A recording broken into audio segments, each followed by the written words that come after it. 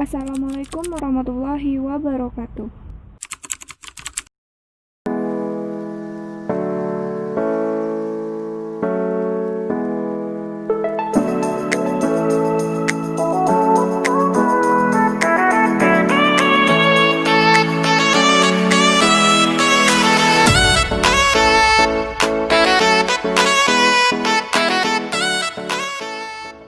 Nama saya Alfi Asari dengan NPM 1811010202. Di sini saya akan menjelaskan tentang penelitian kuantitatif dan juga penelitian kualitatif. Yang pertama, penelitian kuantitatif. Penelitian kuantitatif bertujuan untuk menguji teori yang selama ini berlaku apakah sudah benar atau salah. Penelitian kuantitatif disebut juga dengan penelitian tradisional, di mana penelitian ini sudah cukup lama digunakan. Disebut dengan kuantitatif karena data penelitiannya berupa angka-angka dan analisisnya menggunakan statistik. Kesulitan yang dialami saat menggunakan penelitian kuantitatif adalah mengontrol variabelnya, di mana dapat berpengaruh dalam proses penelitian, baik secara langsung maupun tidak langsung. Kemudian, untuk mencapai validitas yang tinggi, butuh kecermatan yang sangat mendalam. Yang menjadi masalah penting dalam penelitian kuantitatif adalah kemampuan untuk melakukan generalisasi hasil penelitian. Terdapat situasi kapan sebaiknya penelitian kuantitatif dilakukan. Yang pertama, apabila masalah yang menjadi tolak ukur penelitian sudah jelas. Yang kedua, apabila peneliti ingin meneliti sesuatu secara lebih luas. Yang ketiga, apabila peneliti ingin menguji hipotesis. Yang keempat, apabila peneliti ingin mengetahui sejauh mana keterkaitan antara variabel. Yang keempat, apabila peneliti ingin mendapatkan data dari fenomena yang empiris dan dapat diukur. Dan yang terakhir, apabila peneliti mempunyai keraguan tentang kebenaran pengetahuan, teori, produk, kegiatan, dan lain sebagainya. Selanjutnya yang kedua, penelitian kualitatif. Penelitian kualitatif bertujuan tidak untuk menguji teori, tetapi untuk menemukan teori. Penelitian kualitatif disebut juga dengan penelitian baru. Penelitian kualitatif bertujuan untuk meneliti suatu kondisi di mana objeknya bersifat alamiah. Nah, penelitian kualitatif ini lebih menekankan makna daripada generalisasi. Terdapat kesulitan yang dialami saat menggunakan penelitian kualitatif, diantaranya adalah cukup memakan waktu yang lama dan kedua, reliabilitasnya dipertanyakan. Nah, yang menjadi masalah dalam penelitian kualitatif adalah bagaimana mencari data atau bagaimana menghasilkan data tapi tidak dengan generalisasinya. Terdapat situasi kapan sebaiknya penelitian kualitatif digunakan. Yang pertama, apabila masalah yang menjadi tolak ukur penelitian belum jelas. Yang kedua, apabila ingin memahami makna dari data yang tampak. Yang ketiga, apabila ingin menguji kebenaran. Yang keempat, apabila ingin memahami interaksi sosial. Dan yang terakhir, apabila ingin menguji sejarah ataupun perkembangan. Baik teman-teman, di sini saya akan menjelaskan mengenai penelitian murni, penelitian terapan, dan penelitian evaluasi.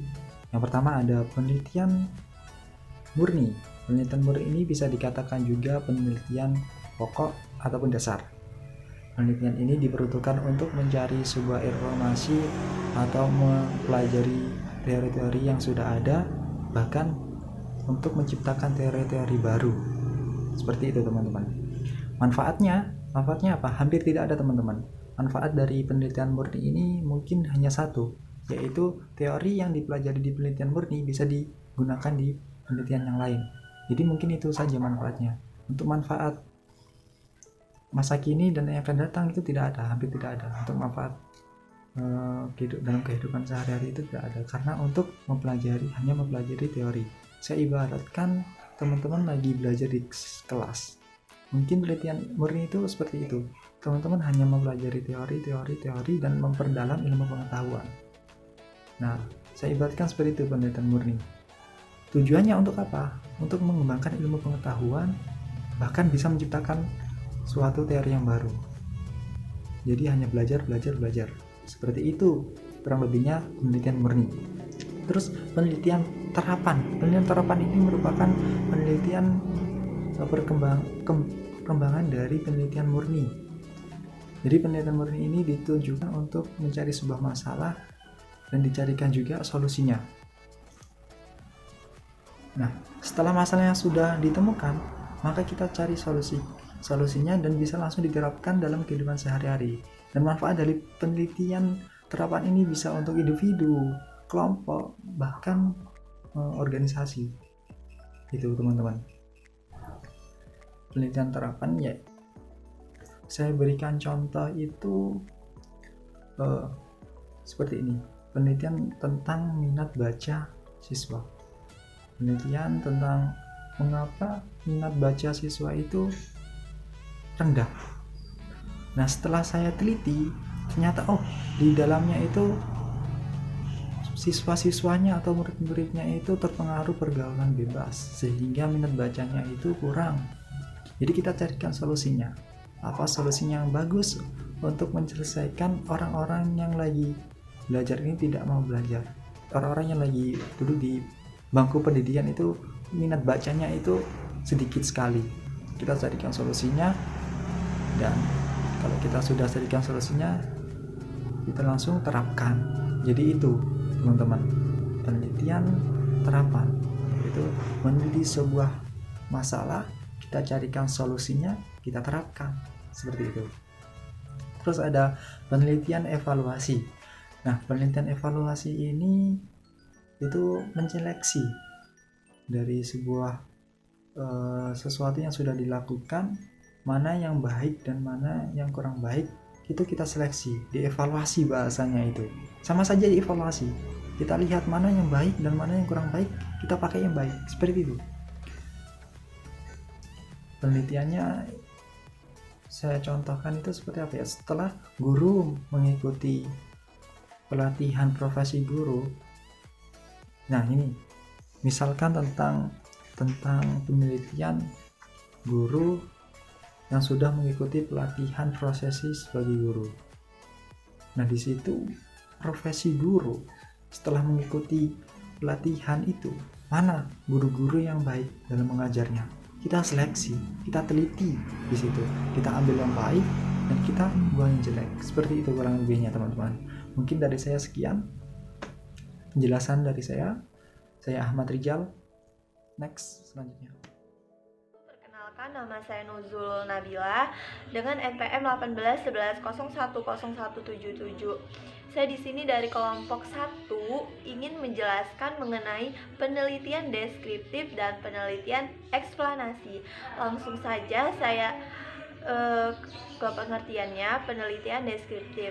Penelitian deskriptif adalah penelitian yang memberikan gambaran yang lebih jelas tentang situasi-situasi sosial. Penelitian deskriptif atau biasa disebut juga penelitian taksonomi, yaitu penelitian yang mengklarifikasi mengenai suatu fenomena atau kenyataan sosial dengan jalan mendeskripsikan sejumlah variabel. Nah, desain penelitian deskriptif di sini menggunakan pendekatan kualitatif. Lalu, penelitian deskriptif biasanya dilakukan dengan studi kasus atau case study. Studi kasus adalah bentuk penelitian yang mendalam tentang suatu objek, lingkungan termasuk manusia yang ada di dalam. Yang kedua ada penelitian eksplanasi. Penelitian eksplanasi yaitu melalui pendekatan kuantitatif.